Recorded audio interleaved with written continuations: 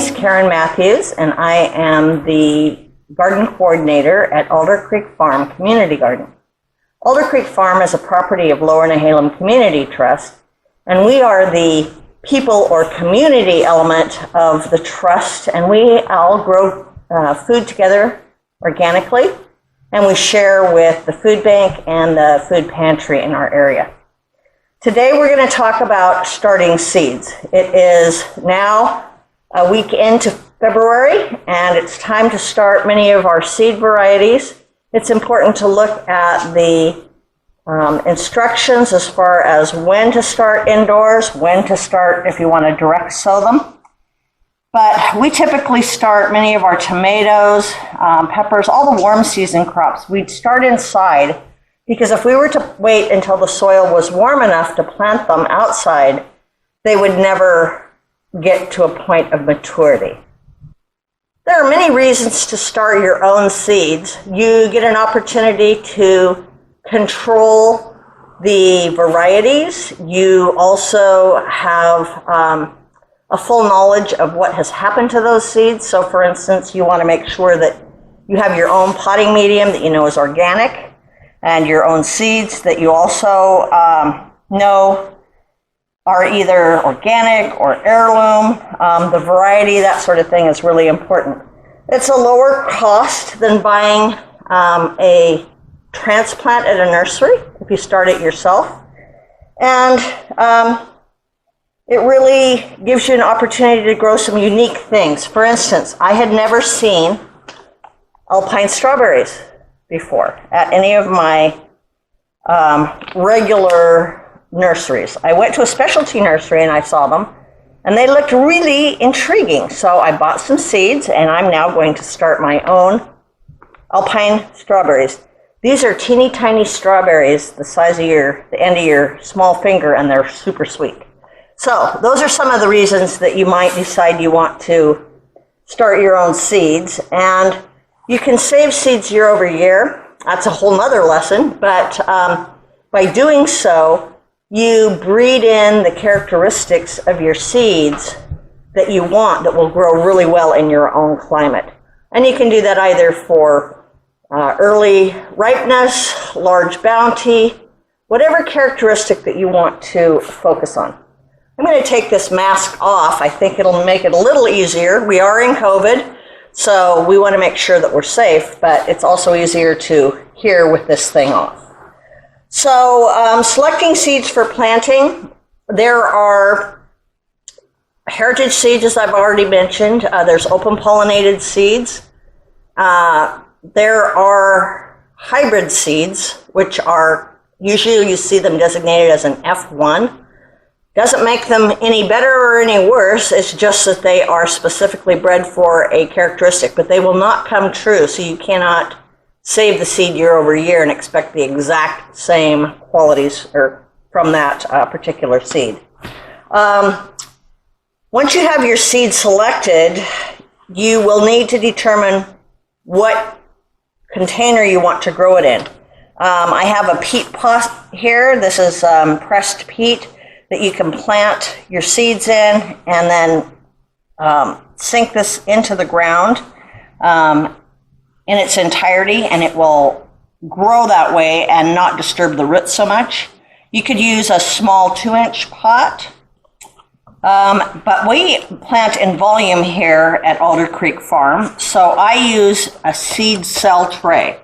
And this particular tray has over 100 openings in the overall 10 by 20 tray. I use a seed starting mix. This mix is a combination of peat moss, vermiculite, and perlite. I use that specifically because I want to have a clean, disease-free, inert material. So this does not have the things that the plant needs to grow, but everything that the plant needs to grow is contained in the seed itself. So it has the right nutrients, moisture, all that, so that it can grow initially. Once it gets its seed leaves or cotyledons, then the next set of true leaves, the first set of true leaves starts coming out. that's when you would plant it into a potting mixture that would provide the nutrients that the seed needs.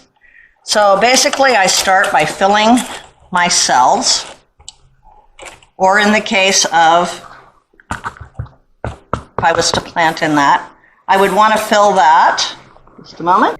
So you want to fill your container most of the way up with your seed medium, your seed starter. And then you're going to put your seed in. It's really important to read the back of the seed packet. It will instruct you whether or not the seed needs to have light to grow, whether or not it needs to be covered, and by how deep. Typically, the rule of thumb is if you have a seed, it needs to be 2 to 3 times the depth of the diameter of the seed. So if I was to lightly tap this down, place these seeds here, and as you can see, it's very easy to pick these up. Place those seeds in there, and then I will cover it with enough seed starter so that it is 2 to 3 times the depth of what that seed diameter was, and then just gently pack that in. So these seeds are seeds that we saved from a previous year in our garden, and these happen to be a balsam, or it's an annual flower. And this little device here is kind of handy. It has a wheel, a thumb wheel, and it vibrates it. So when I turn that wheel, it vibrates the seed, hopefully one at a time, down the channel to go into the seed cell. So this is really a nice tool if you've got a lot of seeds to plant or they're small. Now these are not that small, but so with this mid-sized seed, you can actually pick one up at a time utilizing a dampened pencil tip and then just tap it. So you moisten your pencil tip,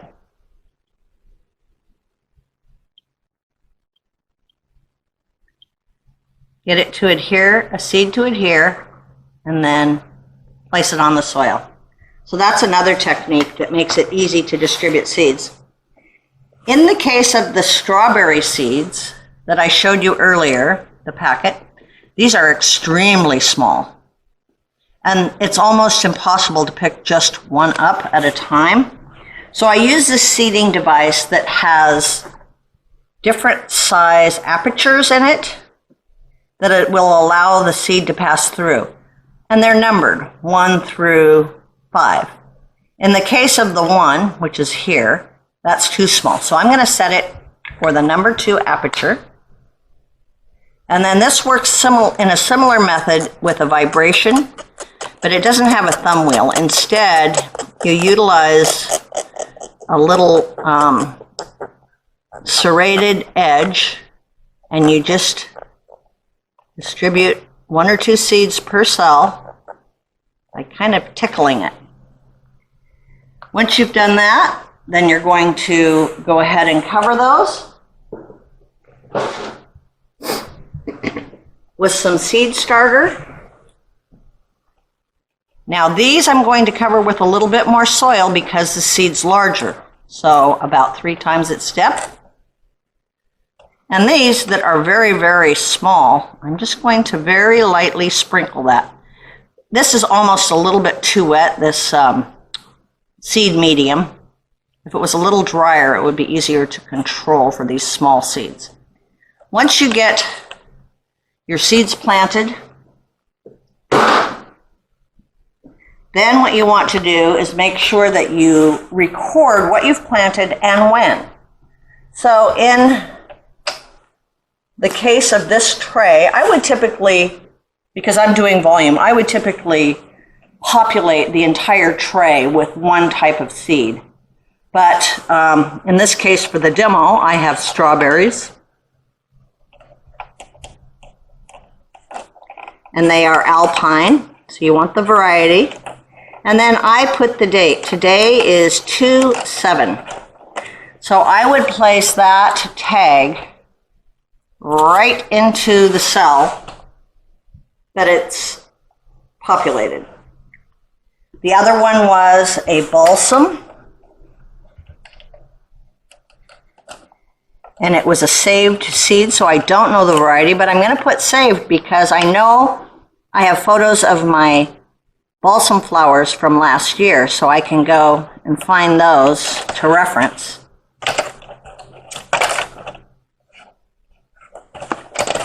And I'm going to place that right there. So I know all the cells on that side of the tag are balsam, and I could put an arrow there for my strawberries to indicate that. So again, you can use all different kinds of trays or planters, pots. The seeds don't really care. What they want, though, is they want a seed starter that is sterile. They want it to be moistened, not drenched, but moistened, about to the amount that a wrung-out sponge would be. They need to have, in most cases, covered 2 to 3 times their diameter in the depth of the soil. And some seeds need special treatment. So always read your seed packet, and it will tell you if it needs to be scarified, which means nicked or somehow abraded, or stratified, which means it needs a cooling period for a specific amount of time. But follow those instructions. Use your sterile seed starting mix, your container, and mark them. And then we record what we planted and when, so that we know what our success rate has been. And then we place this on heat. If you don't have heat pads, it's not absolutely critical. It just may take a little longer to germinate.